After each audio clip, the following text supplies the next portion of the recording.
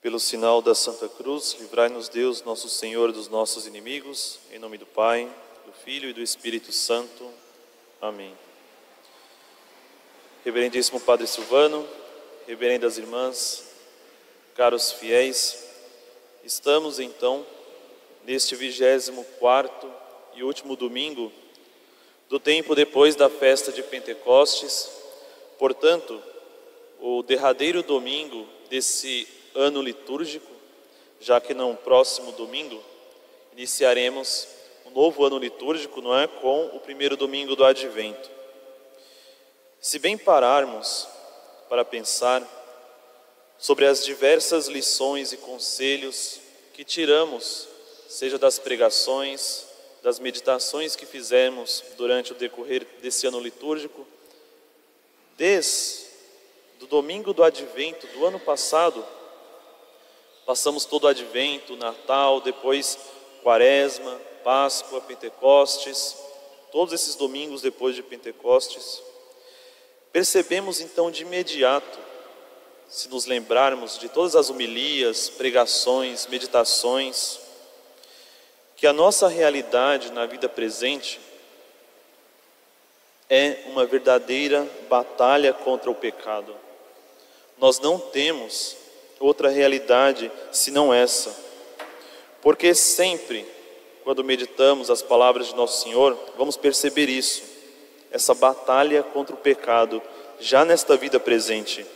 Porque de um lado, sempre temos sim, Nosso Senhor, que nos oferece a sua graça, nos oferece a vida eterna, mas por outro lado também, nós temos o mundo, a carne e o demônio, que sempre se colocam como inimigos ferozes das nossas almas, e nos vemos então obrigados a travar essa batalha por amor de Deus, como que soldados de Cristo, com armas próprias para isso, logicamente.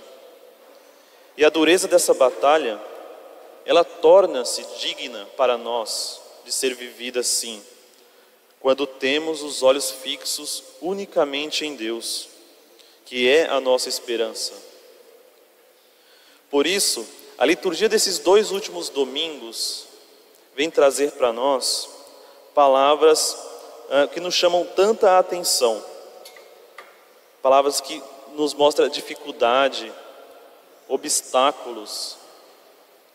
Domingo passado, por exemplo, que foi o 23º, a gente ouviu na Epístola de São Paulo ele dizer, não é? Muitos procedem como inimigos da cruz de Cristo. Por isso, o seu fim, desses inimigos da cruz de Cristo, é a perdição. Caríssimos, essa batalha que nós temos que travar o tempo inteiro contra o pecado, traz para nós essa realidade. Muitos se comportam como inimigos da cruz de Cristo. E essa batalha contra os inimigos da cruz de Cristo só terá fim com a vinda gloriosa de nosso Senhor no fim dos tempos, quando Ele vier reinar então eternamente sobre toda a maldade, quando dará fim a essa realidade presente tão confusa já nos nossos dias e que não terá outro remédio senão a vinda de nosso Senhor no fim dos tempos. Precisamos então, caríssimos, ter certeza desta verdade. Nosso Senhor virá do céu no fim dos tempos para vencer então toda a maldade e estabelecer o seu reino eterno.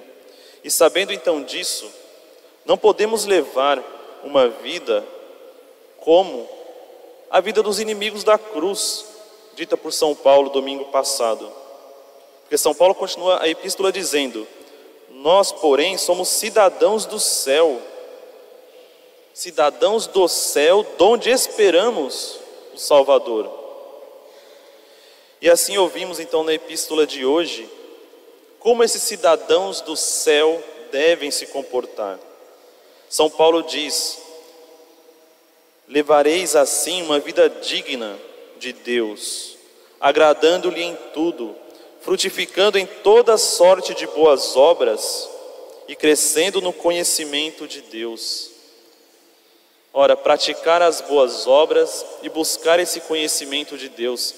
Tantas vezes nós ouvimos no decorrer do ano isso, o conhecimento de Deus, porque quanto mais nós amamos, nós queremos conhecer, e quanto mais nós conhecemos, mais nós amamos. E continua a epístola de hoje, São Paulo: mostrareis paciência e longanimidade a toda prova. Saber ser paciente diante de toda a dificuldade. O cristão que busca colocar então em prática esses conselhos do apóstolo São Paulo, certamente não ficará então desanimado ou perturbado ao ouvir as palavras do Evangelho de hoje, o qual trata do fim dos tempos. Pensemos como Santo Afonso. Santo Afonso, quando comenta esse trecho do Evangelho, ele diz que nosso Senhor pretende preparar o nosso coração com essas palavras para que sejamos constantes na fé e que nos humilhemos perante Deus, reconhecendo que tantas vezes merecemos os seus castigos. É uma oportunidade para nós pensarmos nisso.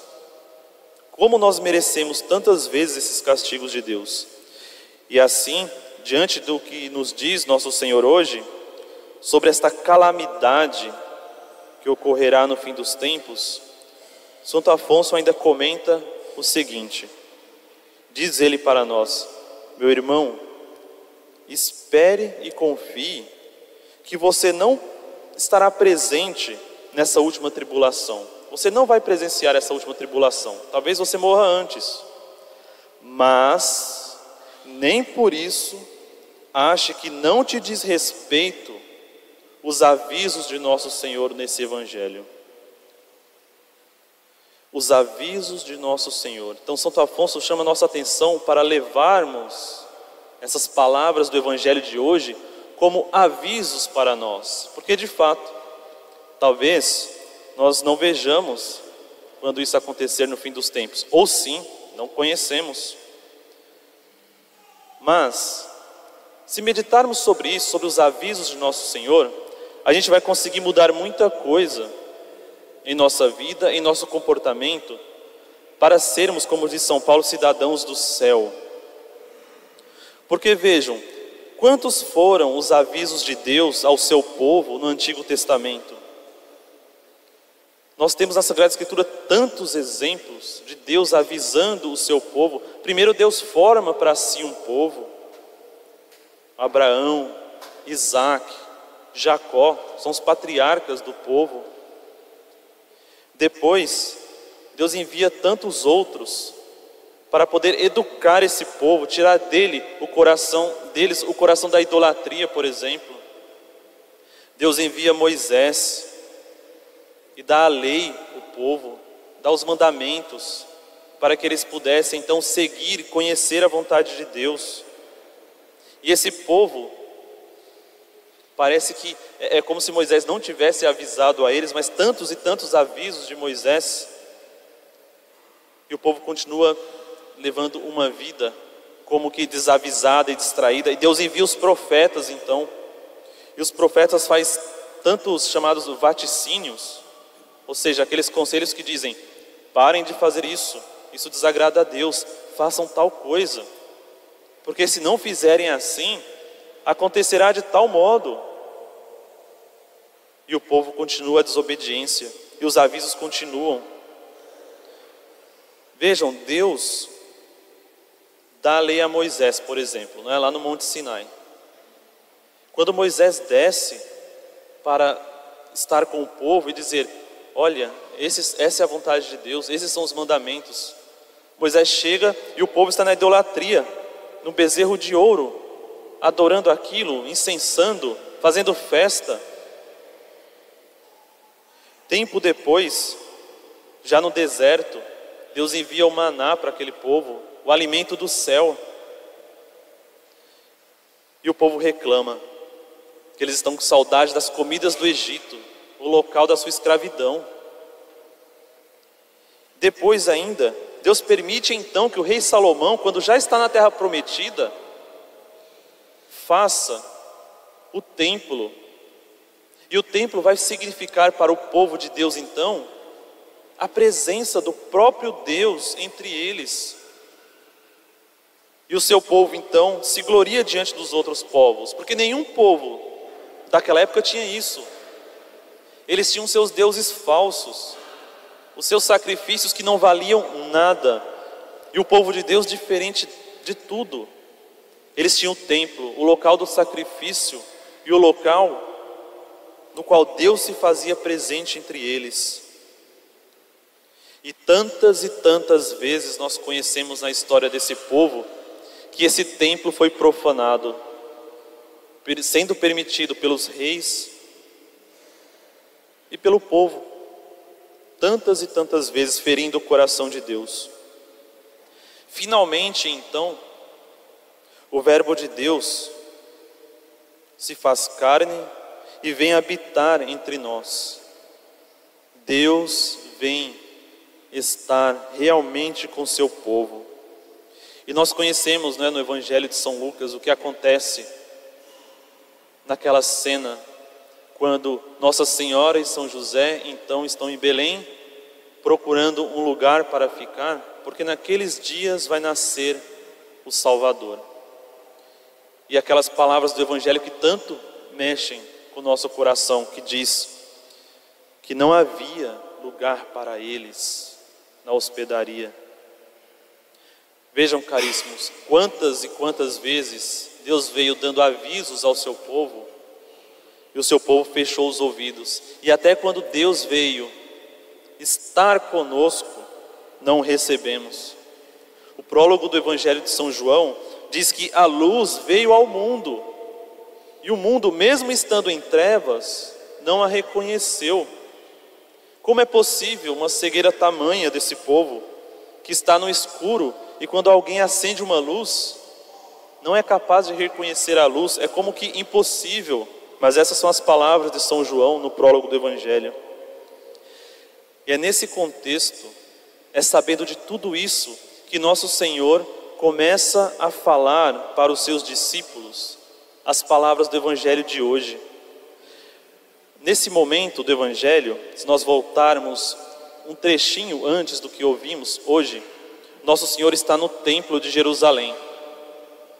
O Verbo de Deus, ou seja, Deus feito homem, está no templo, no lugar da glória de Deus. Nosso Senhor está ali. E mais uma vez está sendo humilhado, escarnecido por aquele povo, pelos fariseus, pelos mestres da lei, pelos sacerdotes. Então, no trecho anterior do que nós ouvimos hoje, antes de Nosso Senhor ainda falar tudo isso, Nosso Senhor começa a se lamentar sobre a cidade de Jerusalém. Diz que Nosso Senhor no templo diz as seguintes palavras: Jerusalém, Jerusalém, tu que matas e apedrejas os que te foram enviados, quantas vezes eu quis reunir teus filhos, como uma galinha que reúne os seus pintinhos debaixo das asas, mas vós não quisestes. Vede, Jerusalém, vossa casa ficará deserta. Desde agora não mais me vereis, até que digas: bendito o que vem em nome do Senhor. Essas palavras, vede, vossa casa ficará deserta. E continua o Evangelho então dizendo que ao lamentar, nosso Senhor, Ele sai do templo. E cumpre-se então aqui como que a profecia de Ezequiel, o profeta que profetizou isso, o dia que a glória de Deus deixaria o templo de Jerusalém. Então o profeta foi tão perseguido. O lugar da habitação de Deus entre os homens, quando nosso Senhor sai, fica deserto. E então Jesus começa a prevenir os seus discípulos sobre os desdobramentos e a terrível consequência desse fato: Jerusalém ficará deserta. E no Evangelho então, que acabamos de ouvir, Nosso Senhor usa a própria imagem da destruição da cidade de Jerusalém para nos dizer sobre a destruição do fim dos tempos. A destruição da cidade de Jerusalém realmente aconteceu cerca de 40 anos depois da morte e ressurreição de Nosso Senhor, por volta do ano 70. Os romanos invadem Jerusalém e a destruição é tamanha que o general da época, o general Tito, que depois se torna imperador, diz que quando tudo terminou, a cidade já tinha sido incendiada, os prédios, as habitações já tinham sido destruídas, o templo já tinha vindo abaixo. Registra-se então o historiador Flávio Joséfo, o historiador mais importante desta época.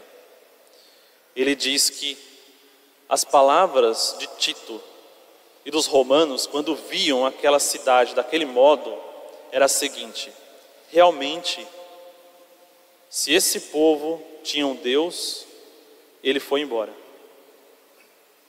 As palavras de um pagão, de um romano, dizia isso.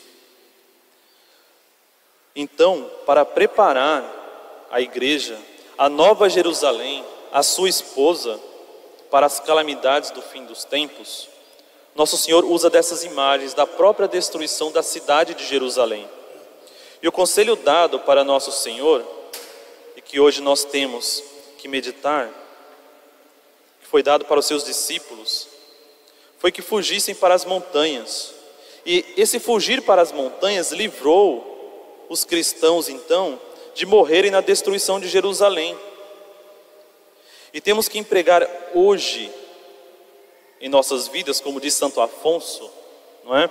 Esse mesmo conselho, sabendo que para fugir da destruição que o pecado causa no mundo e na nossa vida, temos que de algum modo também fugir.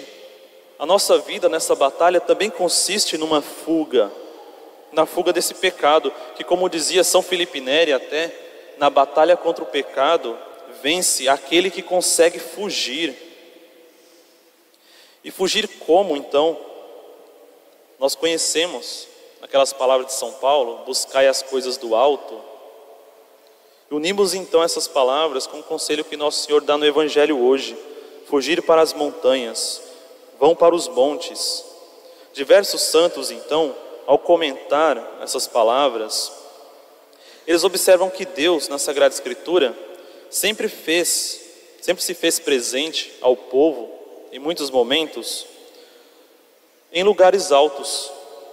Nós temos o exemplo de Moisés, que recebeu a lei no Monte Sinai, a transfiguração de Nosso Senhor Jesus Cristo, diante lá dos seus apóstolos, no Monte Tabor, Pedro, João e Tiago, que tiveram esse privilégio. A nossa redenção no Monte Calvário, quando Nosso Senhor sobe esse monte para abrir os braços na cruz por nós. Por isso, como diz Santo Afonso, os avisos do Redentor desse Evangelho hoje também cabe a nós, porque é fugindo espiritualmente para estes montes que conseguiremos nos livrar da destruição que já se faz presente e que anuncia o que ocorrerá no fim dos tempos. Fujamos então espiritualmente para o Monte Sinai, aprendendo sobre a vontade de Deus. Vamos fugir espiritualmente para o Monte Tabor, para aprendermos sobre a oração, ou para o Monte Calvário, para aprendermos um pouco mais e praticarmos a penitência. Caríssimos, como diz São João, que a luz veio ao mundo para os que eram seu e os seus não a receberam. Porém, mesmo São João continua dizendo que a quantos, porém, a receberam, deu-lhes poder de se tornarem filhos de Deus. Os mesmos, portanto, que reconheceram a luz que veio ao mundo, o Verbo de Deus feito homem, são esses que reconhecerão depois da tribulação desses dias, o sinal do Filho do Homem, que aparecerá no céu, como diz no Evangelho. Não serão outros, serão os mesmos. E o Filho do Homem, vindo sobre as nuvens do céu, com grande poder e glória, diz o Evangelho, enviará os seus anjos para reunir os seus eleitos. Peçamos a Deus a perseverança na batalha presente, tendo em mente as palavras também do introito de hoje, para não desanimarmos, mas buscarmos, resistirmos e combatermos o pecado. Diz nosso Senhor no introito da missa de hoje: eu tenho pensamentos de paz e não de aflição. Que essas palavras então console o nosso coração e nos faça firmes para reconhecermos aquele que é a luz do mundo, para podermos nos tornarmos filhos de Deus e herdeiros do céu. Louvado seja nosso Senhor Jesus Cristo. Para sempre seja louvado. Em nome do Pai, do Filho e do Espírito Santo.